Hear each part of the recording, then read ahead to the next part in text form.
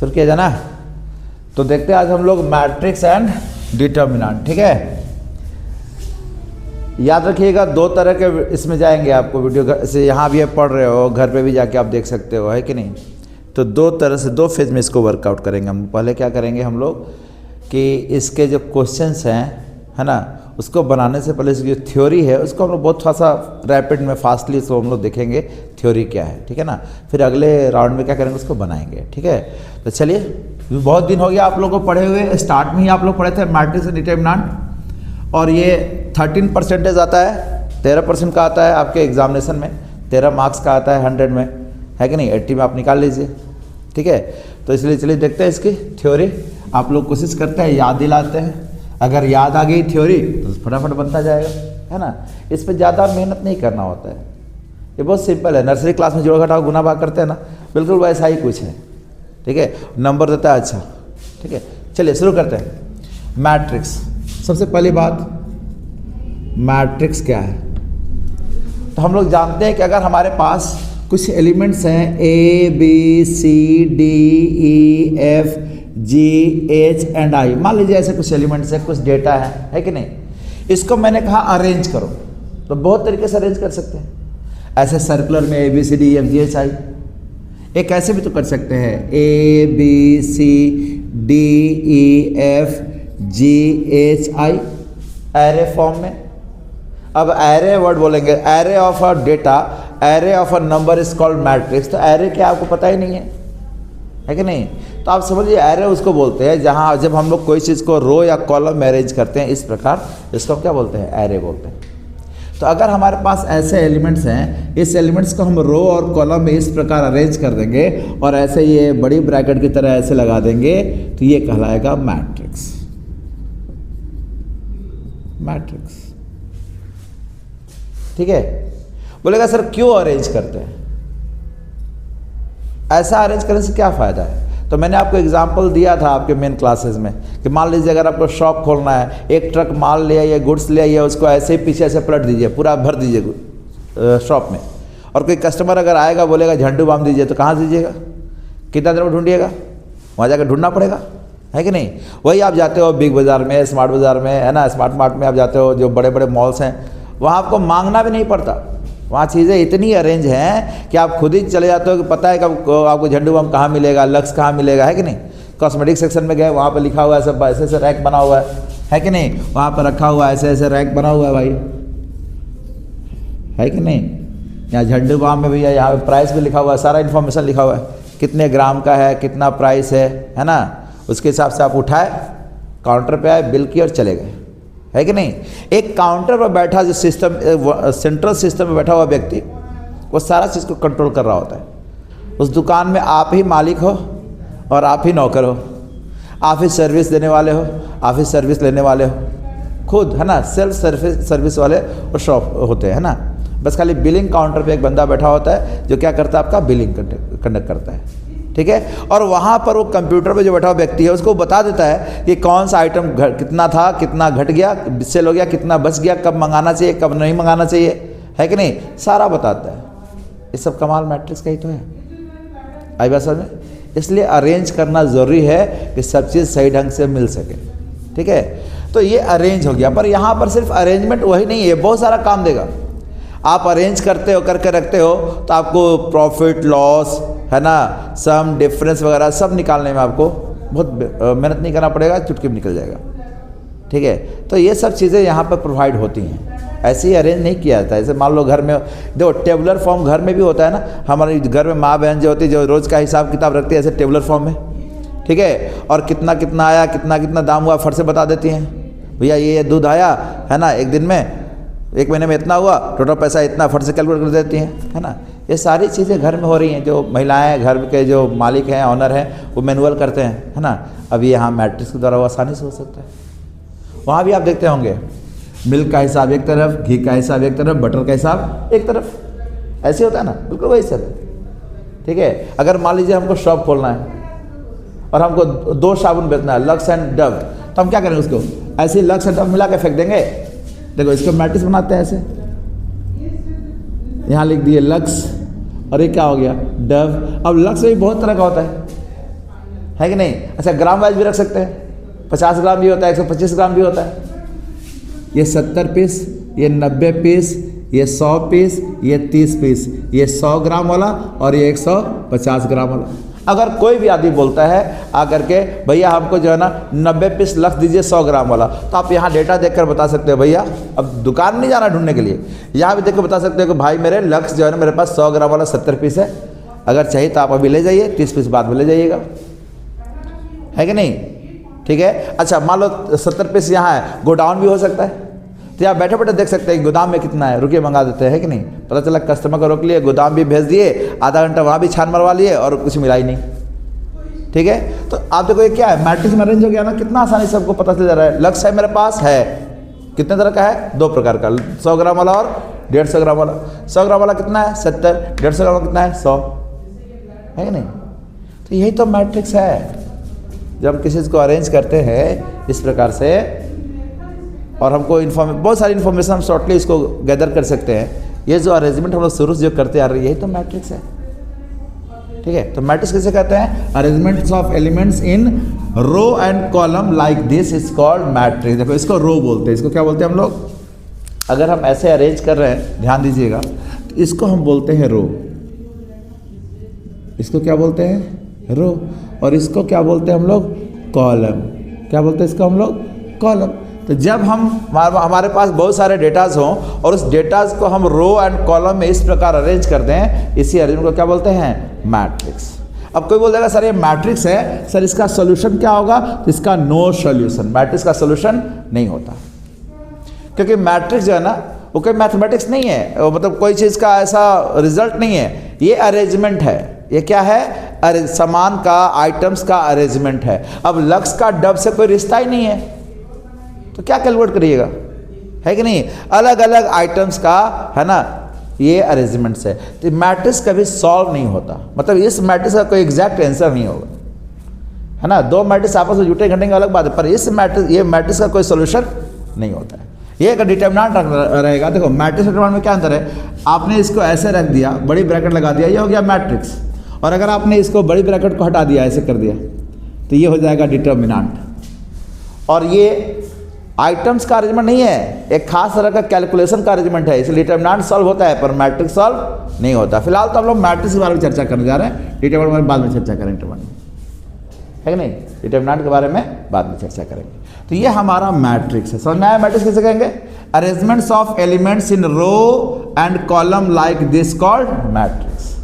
ठीक है, and it has no solution. जिसका सोल्यूशन नहीं होता है वो चीज़ तो बहुत ईजी ऐसे ही होनी है, ये बहुत ईजी होता है। आइए अगला देखते हैं। अगर पूछेगा इसमें ऑर्डर ऑफ मैट्रिक्स, क्या पूछ रहा है आपसे? ऑर्डर ऑफ मैट्रिक्स, और एक पूछता है number of elements of a matrix. आइए बात करते हैं। कह रहा है कि order of a matrix it is represented by row into column, और इसके बाद कहता है कि it is calculated by number of row into column. अब बस कितना है ध्यान दीजिएगा, ये है number of row into column, यहाँ लिख देना है, यहाँ कैलकुलेट करना है। आइए समझाते हैं। जैसे एक एग्जांपल लेते हैं, एक ए मैट्रिक्स है 1 2 3 4 5 6 7 8 9, ये मैट्रिक्स है। अगर देखा जाए तो नंबर ऑफ रो कितना है इसके अंदर? रो की संख्या कितनी है? तो गिन लेंगे, first row, second row, third row, 3 row है। अगर बोले कॉलम की संख्या कितनी है? 1 2 3 कॉलम है। अगर पूछा जा रहा है ऑर्डर, तो क्या कर रहा है? Order is represented by row into column, R into C. R कितना है भैया? 3, कॉलम कितना है? 3, कितना हो जाएगा ये? 9 बोल देंगे? नहीं, क्योंकि यहाँ हम लिखे हैं रिप्रेजेंटेड बाय, ये रिप्रेजेंट करता है, कैलकुलेट नहीं करना है, खाली लिख देना है। 3 इंटू 3 लिखाएगा, बस 9 मत बोल दीजिएगा, ठीक है ना? क्या होगा इसका ऑर्डर? 3 इंटू 3। कोई दिक्कत है किसी को? मतलब जो ऑर्डर है वो हमारे मैट्रिक्स का आइडेंटिफिकेशन है, पहचान है, ये बताता है, डायमेंशन बताता है मैट्रिक्स का, कितना रो है और कितना कॉलम। अगर गुना करते हैं डायमेंशन पता नहीं चलेगा। जैसे 3 इंटू 2 6 होता है और 6 इंटू 2 3 होता है। देखो 125793 और एक है 217485। देखो दोनों का डायमेंशन अलग अलग है। देखो इसमें कितना रो है 2, अब कॉलम कितने हैं 3, इसमें रो कितना है 3, कॉलम कितने हैं 2, दोनों का वैल्यू 6 ही आता है, पर डायमेंशन अलग अलग है ना। ये चौड़ा ज़्यादा है ना, ये लंबाई कम है, ये लंबा ज़्यादा है, चौड़ाई कम है, बहुत सारी चीज़ें ध्यान दीजिएगा। तो जो ऑर्डर लिखना होता है तो उसका लिखेंगे रो इनटू कॉलम, कैलकुलेट नहीं करेंगे। ये बताता है कितना रो है और कितना कॉलम है। लेकिन अगर पूछता है number of elements, number of elements in a matrix, इसको कैलकुलेट कर देंगे। 3 इंटू 3 कितना हो जाएगा 9। देखो 9 एलिमेंट्स है 1 2 3 4 5 6 7 8 9। आई बात समझ में? तो एक मैट्रिक्स में कितने एलिमेंट्स होते हैं अगर पूछा जाए तो जितना रो और कॉलम गुना करने पे मल्टीप्लाई करने पे आएगा उतने ही एलिमेंट्स हो सकते हैं, ना उससे कम ना उससे ज़्यादा। कम भी नहीं होने चाहिए, मैट्रिक्स का ऑर्डर बिगड़ना नहीं चाहिए। आई बात समझ में? अगर बोलो सर वो आइटम मेरे पास है नहीं तो 0 0 लिखो, पर ऑर्डर सेम होनी, ऑर्डर एकदम मेंटेन होनी चाहिए। तो किसी भी मैट्रिक्स का ऑर्डर अगर निकालना है तो क्या लिखेंगे, रो इंटू कॉलम से मल्टीप्लाई करके लिख देंगे, जो बताता है कितना रो और कितना कॉलम है। और अगर नंबर ऑफ एलिमेंट्स निकालनी है तो उसको मल्टीप्लाई कर देंगे। आई बात समझ में? जैसे इसका ऑर्डर तो रो इंटू कॉलम, रो है 2, कॉलम है 3, 2 इंटू 3, नंबर ऑफ एलिमेंट्स कितने होंगे तो 6। इसका ऑर्डर कितना होगा 3 इंटू 2, नंबर ऑफ एलिमेंट्स कितने होंगे 6। अगर हम ये बोल दें 259, बता दो इसका ऑर्डर कितना होगा, कितना होगा राजकुमार? रो कितने हैं 1, हाँ, और कॉलम 3, 1 इंटू 3, एलिमेंट्स कितने होंगे 1 इंटू 3 कितना है, गुना करने पे 3 आएगा। आई बात समझ में? क्लियर हो गया ये order and number of elements. चलिए नोट नहीं करना आप लोगों को, खाली समझते जाना है, ठीक है ना, क्योंकि ये तो है ही इसमें और पहले से नोट किया हुआ भी आप लोगों को, टाइम को इसमें नहीं लगाना है।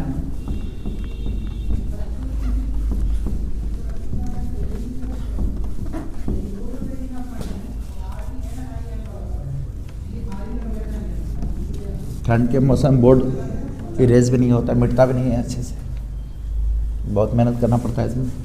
और अगर ज़्यादा पार वाटर यूज़ कर लेंगे तो फिर गीला हो जाएगा, लिखाएगा नहीं। शुरू करें। अब आइए हम लोग शॉर्ट में फटाफट पढ़ते हैं टाइप्स ऑफ मैट्रिक्स। इसको भी जानना बहुत जरूरी है। देखिए अब हम ऑर्डर लेके चलेंगे m इंटू एन से। किसे लेके चलेंगे? नंबर ऑफ रो m और नंबर ऑफ कॉलम n समझने के लिए। आइए पहला जो टाइप है उसका नाम है रो मैट्रिक्स। ठीक है, देखो नाम ही है रो मैट्रिक्स, मतलब क्या है, रो होना चाहिए। अब समझो कॉलम नहीं होना चाहिए क्या? ऐसा तो हो नहीं सकता, रो कॉलम तो दोनों होता है, पर इसका नाम रो क्या है, ध्यान, रो क्यों है समझिए। जैसे एग्जांपल लिख रहे हैं ABC, ये है रो मैट्रिक्स। जरा इसका ऑर्डर देखो कितना है इसका ऑर्डर 1 इंटू 3। ऑर्डर के यहाँ नीचे लिख के भी दिखा सकते हैं 1 इंटू 3। मतलब समझ गए आप, इसमें कॉलम बहुत सारे हैं पर रो कितना है, सिर्फ एक। रो कितना है, सिर्फ एक। मतलब बोल सकते हैं एक ऐसा मैट्रिक्स जिसके अंदर केवल 1 रो हो, a matrix which have only 1 row called row matrix. Example में और भी दे सकते हैं 2 5 9 4 3 -2, ये सब किसके एग्जाम्पल हैं, रो मैट्रिक्स के। क्लियर हो गया? किसे कहेंगे रो मैट्रिक्स? क्लियर है? किसे कहेंगे? एक ऐसा मैट्रिक्स के अंदर केवल एक रो हो, क्या कहलाएगा, रो मैट्रिक्स। कोई दिक्कत नहीं हो रहा उधर? चलिए दूसरा कॉलम मैट्रिक्स। अब पहचान लीजिए, जैसे इसका ऑर्डर होगा 1 इंटू n, रो एक, कॉलम बहुत सारे। तो रो मैट्रिक्स किसे कहेंगे? जिसमें एक रो हो। तो बताओ कॉलम मैट्रिक्स किसे कहेंगे? जिसमें एक कॉलम हो, रो बहुत सारे होंगे पर कॉलम 1। इसको ऐसे कर दीजिए ABC, रो कितने होंगे इसके 3, कॉलम कितना होगा 1, 2 - 5 कितना होगा 2 इंटू 1। ऑर्डर से देखो, आपको कम से कम अभी हम 7-8 मैट्रिक्स बताने वाले हैं जिसमें 4 एक तो जैसे हैं और अगले 4 एक जैसे हैं। तो ध्यान दीजिएगा, ये 4 ऑर्डर वाइज हैं, जिसमें एक रो हो, रो मैट्रिक्स, जिसमें एक कॉलम हो, कॉलम मैट्रिक्स। आइए तीसरा,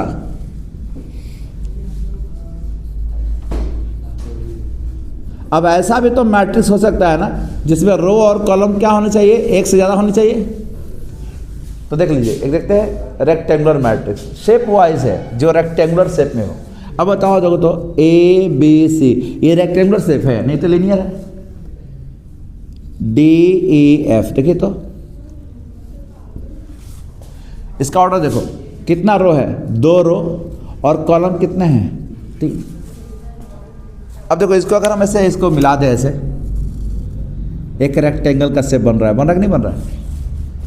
मतलब एक ऐसा मैट्रिक्स जिसमें रो और कॉलम दोनों एक से ज़्यादा हो पर बराबर नहीं हो। अगर दोनों बराबर हो जाएगा, अगर एक और यहाँ दे देते स्क्वायर जैसा बन जाएगा, है कि नहीं? तो किसे कहेंगे रेक्टेंगुलर मैट्रिक्स? तो रेक्टेंगुलर मैट्रिक्स वो मैट्रिक्स है जिसमें रो और कॉलम एक से ज़्यादा हो पर बराबर ना हो। 2 5 7 9 4 3, ये कौन सा मैट्रिक्स है? रेक्टेंगुलर। ऑर्डर क्या है? 3 इंटू, और चौथा होगा इसका स्क्वायर मैट्रिक्स। इसका ऑर्डर देखो m इंटू एम, जितना रो उतना ही कॉलम, एक से ज़्यादा रो और कॉलम हो पर बराबर हो। जैसे ए बी सी, ये कौन सा मैट्रिक्स है? Row matrix. D E F कौन सा मैट्रिक्स हो गया ये? और जी एच आई, अब ये कौन सा बन गया? Square matrix. देखो इसको मिलाओगे तो एक स्क्वायर से पाएगा। इसका ऑर्डर क्या है? 3 इंटू 3, 7 5 -5 2 0। इसका ऑर्डर क्या है? 2 इंटू 2, मतलब 3 इंटू 3, 2 इंटू 2, 4 इंटू 4, है ना? ये सब मैट्रिक्स कौन से हैं? Square matrix. तो टाइप वाइज कितने मैट्रिक्स हो गए? 4 मैट्रिक्स। रो, इसके अंदर एक रो हो, कॉलम मैट्रिक्स एक कॉलम वाला, इसके एक कॉलम हो, रेक्टेंगुलर एक से ज़्यादा रो और कॉलम पर बराबर नहीं, स्क्वायर एक से ज़्यादा रो और कॉलम पर बराबर। और एक बात और है कि एक मैट्रिक्स में कितने एलिमेंट्स होते हैं? तो नंबर ऑफ रो और नंबर ऑफ कॉलम गुना करना जो आएगा वही एलिमेंट्स होता है। अब इस क्वेश्चन के हिसाब से आपको एक ऑब्जेक्टिव क्वेश्चन आ सकता है। कैसे आ सकता है? क्या आ सकता है ऑब्जेक्टिव क्वेश्चन? ध्यान दीजिएगा। कहता है how many matrices can be formed by 18 elements. अगर आपको 18 एलिमेंट्स दे दिया जाए तो आप वैसे कितने मैट्रिक्स फॉर्म कर सकते हैं अलग अलग ऑर्डर के, है ना? How many matrices can be formed by 18 elements. बहुत सिंपल है।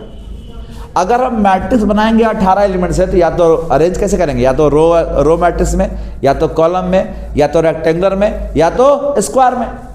अगर रो मैट्रिक्स में अरेंज करेंगे तो याद रखना इस 18 को हम 2 पार्ट में बांटेंगे, एक रो और कॉलम। अब गुना करने पे कितना आना चाहिए? 18 आना चाहिए, क्योंकि एक मैट्रिक्स में कितने एलिमेंट्स होते हैं? रो और कॉलम को गुना करने पे उतने आना चाहिए। देखो अगर रो मैट्रिक्स बनाओगे, एक रो रखोगे तो कॉलम कितना? 18 आ जाएगा। अगर कॉलम मैट्रिक्स बनाओगे तो रो कितना? 18 हो सकता ना भाई? 18 को एक लाइन में से बिठा दिए या ऐसे एक लाइन में बिठा दिए, है कि नहीं?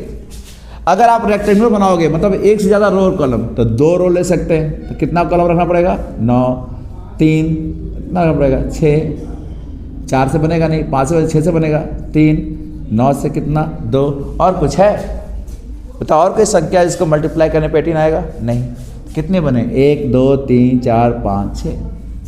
मतलब हम बोल सकते हैं कि सब 18 का फैक्टर है। तो 18 के जितने फैक्टर होंगे उतने मैट्रिक्स बन सकते हैं। बताओ 18 किसे किसे कर सकता है? आप ऐसे देखो, 1 से कर सकता है, 2 से कर सकता है, 3 से, 6 से, 9 से, खुद 18 से। आई बात समझ में?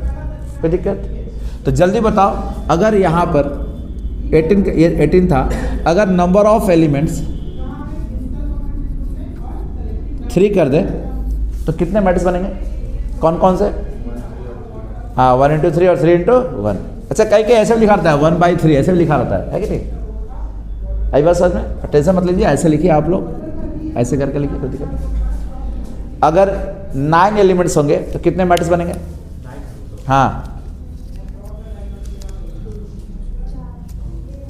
कितने बनेंगे? कौन कौन से? हाँ हाँ, 3 इंटू 3 बस। अरे ये पता करो 9 किससे कटता है। शुरुआत करो 1 से, तो 1 इंटू 9 तो पक्का होगा। इसको उल्टा करो, 9 इंटू 1 होगा। और किससे कटेगा? 3 इंटू 3, और किसी से कटेगा नहीं, है कि नहीं? तो अगर 24 एलिमेंट्स होंगे तो कितने मैट्रिक्स बनेंगे? सोचो 24 किसे कटता है? 1 से कटेगा, 2 से कटेगा, 3 से कटेगा, 4 से कटेगा, 6 से कटेगा, है कि नहीं? 8 से कटेगा, और किसे? 12 से कटेगा, और 24 से कटेगा। कितना होगा? 8। कितने बनेंगे? 8। क्लियर है? हो जाएगा ये? चलिए मिटा दूं मैं इसको। ये 4 टाइप्स हैं। इस 4 टाइप्स के अलावा 4 टाइप्स और आपको हम बताने जा रहे हैं, ध्यान दीजिएगा।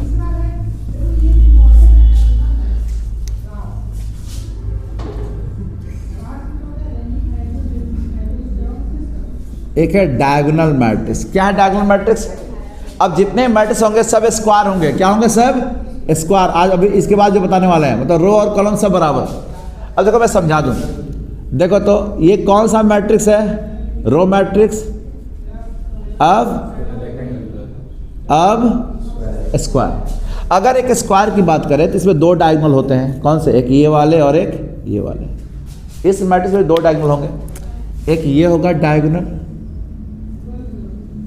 और एक ये होगा डायगोनल। होगा ना जी? इस डायगोनल को बोलते हैं हम लोग प्राइमरी डायगोनल। क्या बोलते हैं? Primary diagonal. इससे हमको सेकेंडरी डायगोनल से कोई मतलब नहीं है।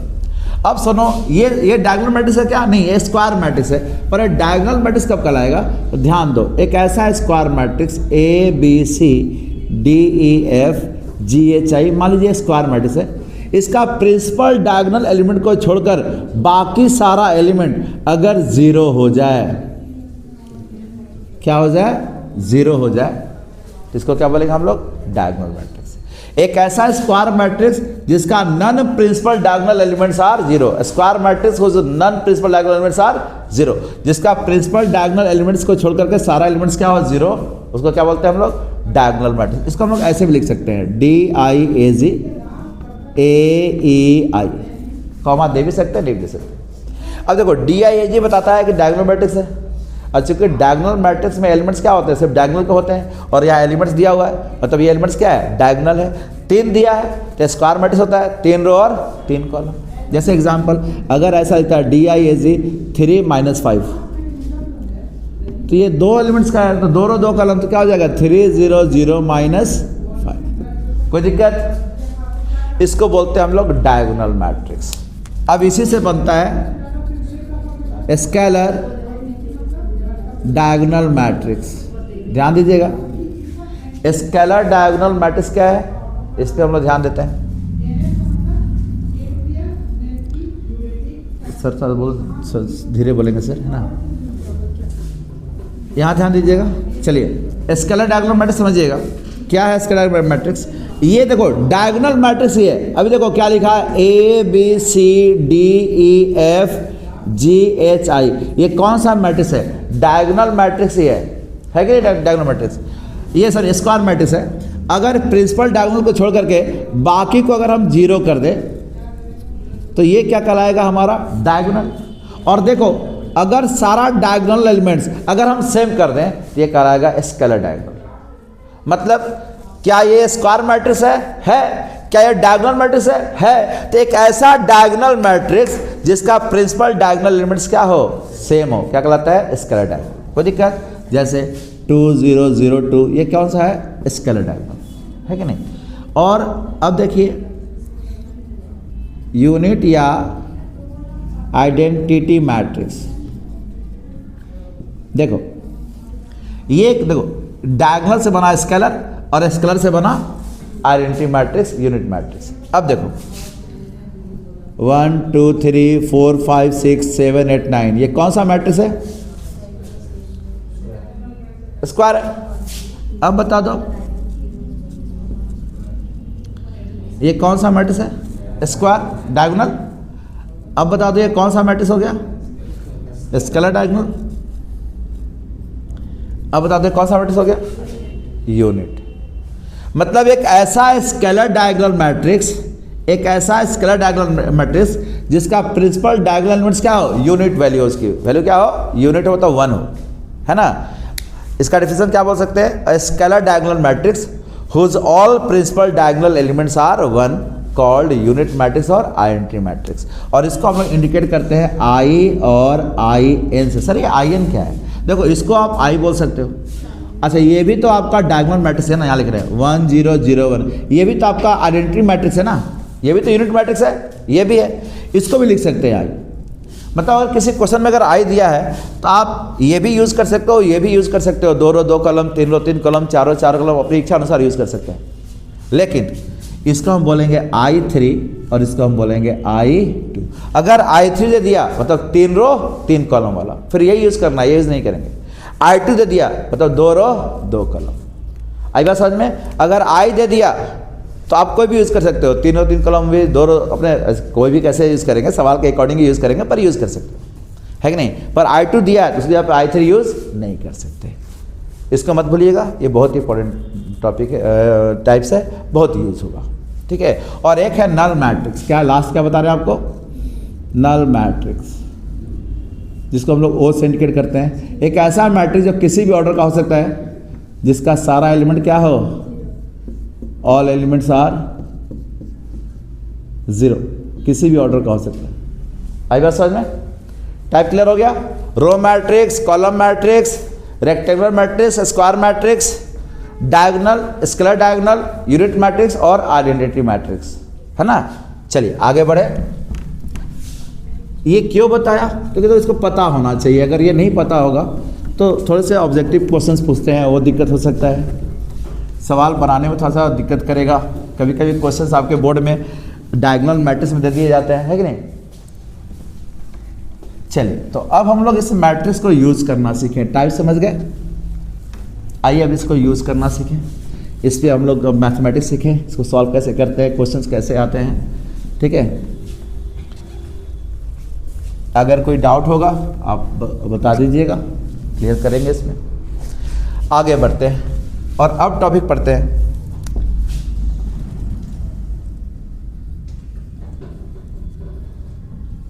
रिप्रेजेंटेशन ऑफ मैट्रिक्स, एक मैट्रिक्स को रिप्रेजेंट करना या कंस्ट्रक्शन ऑफ मैट्रिक्स। कहता है construct 3 into 3 matrix of elements Aij where Aij equal to I plus j by 2। देखिए क्या कर रहा है, समझिए। कह रहा है कि आप एक ऐसा मैट्रिक्स बनाओ, आप एक ऐसा मैट्रिक्स बनाओ जिसमें व्यवस्था करो कैसा, 3 रो 3 कॉलम वाला, मतलब ऐसा ऐसा 3 होना चाहिए और ऐसा ऐसा भी 3 होना चाहिए। 3 रोज होने चाहिए और 3 कॉलम्स। मान लीजिए ये फर्स्ट रो हुआ, सेकंड रो हुआ, या थर्ड रो हुआ, ये first column, second column, third column, है कि नहीं। तो आपको यहाँ पर एलिमेंट्स रखने हैं, ऐसा कुछ मैट्रिक्स बनाना होगा ना, ऐसा ही ना होगा स्ट्रक्चर ये 3 रो 3 कॉलम का। अब कह रहा है कि constructor matrix of element Aij, कह रहा है कि सारे जगह पे एलिमेंट क्या रखना है, Aij, मतलब यहाँ एलिमेंट क्या रखना है, Aij। तो सब जगह सर Aij ही रखना है, ये क्या है I और J, ध्यान देना। तो I हो गया नंबर ऑफ रो और J हो गया नंबर ऑफ कॉलम। अगर यहाँ रखना होगा मान लो वैल्यू Aij, तो A रखेंगे, I कितना 1, J कितना 1, यहाँ I कितना 1, J का कितना 2, यहाँ I कितना 1, J कितना 3, फिर यहाँ आएंगे Ij I2 J1, है ना, लिख सकते हैं ऐसे। तो हम लोग एक बार इतना करें क्या होता है, हम डायरेक्ट लिख सकते हैं ना। अब तो बताइए एलिमेंट में क्या रखना है, Aij, क्या रखना है A, और Ij हो गया रो और कॉलम, तो क्या हो गया फर्स्ट रो फर्स्ट कॉलम, ये क्या हो जाएगा फर्स्ट रो सेकंड कॉलम, ये फर्स्ट रो थर्ड कॉलम, ये क्या हो जाएगा 2 1 2 2 2 3, third row first column, third row second column, third row third column. जैसे आप बेंच पे बैठे हो ना, फर्स्ट बेंच का first student, second student, third student, वैसे ही है। ऐसे लिखने में किसी को दिक्कत, लिखा जाएगा ये। अब देखिए कह रहा है कि सर ऐसा मैट्रिक्स बनाइए। आगे क्या कह रहा है कि Aij निकालने का एक फॉर्मूला भी दिया हुआ है, एक वैल्यू दिया हुआ है कि Aij कैसे निकलेगा, एक फंक्शन दिया हुआ है। तो ध्यान दीजिएगा, हम Aij निकाल भी सकते हैं। यहाँ कह रहा है Aij कितना I plus j by 2। एक काम करते हैं A11 कैलकुलेट करते हैं, जरा कंपेयर करो। A की जगह पर A है, मतलब A की जगह पर A है तो ये वाला इस जगह पे यूज होगा। बस चेंज क्या हो रहा है, I की जगह पर 1 हो रहा है और J की जगह पे 1 हो रहा है। तो फर्क क्या होगा, इसी को यूज करेंगे, बस I की जगह पर I वाला वैल्यू और J की जगह पे J वाला वैल्यू पुट कर देंगे तो कितना आ जाएगा 1 + 1 by 2, आंसर इज 1। निकल गया, ये सारा निकाल सकते हैं। A12 I की जगह पे कितना 1 जे के जगह पे 2 पुट कर देंगे, कोई दिक्कत है इसमें?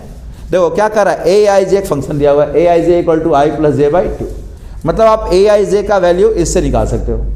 अब निकालना हमको A11, ए के जगह पर ए है, कोई बदलाव नहीं है। बदलाव क्या है, आई के जगह 1 है, जे के जगह 1 है, तो यहाँ जहाँ आई है जहाँ जे है वहाँ पर उसकी वैल्यू करस्पॉन्डिंग वैल्यू पुट कर देंगे, बन जाएगा। ये कितना आ जाएगा हमारा 3/2 A13, आई के जगह 1 जे के जगह पे 3 2 A21 2 + 1/2 कितना 3/2, निकाल देना फटाफट। A22 आई की जगह पे 2 जे की जगह पे 2 और A23 2 + 3/2 कितना आ जाएगा 5/2। उसी प्रकार A31 एकदम आराम से फटाफट लिख दे रहे हैं 3 + 2/2, ये तो आप फट से कर लोगे, इसमें आप लोग को दिक्कत नहीं होगी। अब इसको पुट कर दीजिए। सो मैट्रिक्स इज A11 कितना है हमारा 3/A11 हाँ A11 कितना है हमारा 1 आया है, ये 3/2 2 3/2 2 और कितना है हमारा 2 1 3/2 2 और कितना 3/2 ठीक तो है, और ये 5/2 कितना है 5/2, ये कितना है हमारा 2 5/2 और कितना 3। क्लियर है, पुट कर दिया वैल्यू, किसी को दिक्कत है नहीं ना, आ गया ना, ये समस्या कोई? इस तरह से कंस्ट्रक्ट कर सकते हैं, समझ में आया? हाँ बोलो नन्नी, क्यों हंसी आ रही है? हाँ बोलिए बोलिए बोलिए, कहाँ पे बोलिए? कहाँ पे? अच्छा कहाँ पे बता रहे थे, आपको कहाँ लगा गलती है? अच्छा अच्छा कोई बात नहीं, ये 3 है, ये 3 है, कोई बात नहीं, ठीक है। अब ध्यान दीजिएगा इधर कि ये जो आपको बता रहे हैं है ना, ये अभी तो खुद स्पीड में है, अगर यहाँ कुछ मिस्टेक होता है तो इसको बोलना है, ठीक है ना। चलिए आगे बढ़े, मिटा दूँ मैं इसको। अब इस तरह से आपको क्वेश्चन दे सकता हूँ, आप लोग कंस्ट्रक्ट करके फट से दिखाइए। Construct 2 × 3 matrix of elements Aij where Aij equal to 2i + 3j का होल स्क्वायर, नहीं ऐसे नहीं, ये लीजिए 1/2, आवाज़ नहीं, आवाज़ नहीं, जल्दी बनाइए, जल्दी बनाइए तो आप लोग।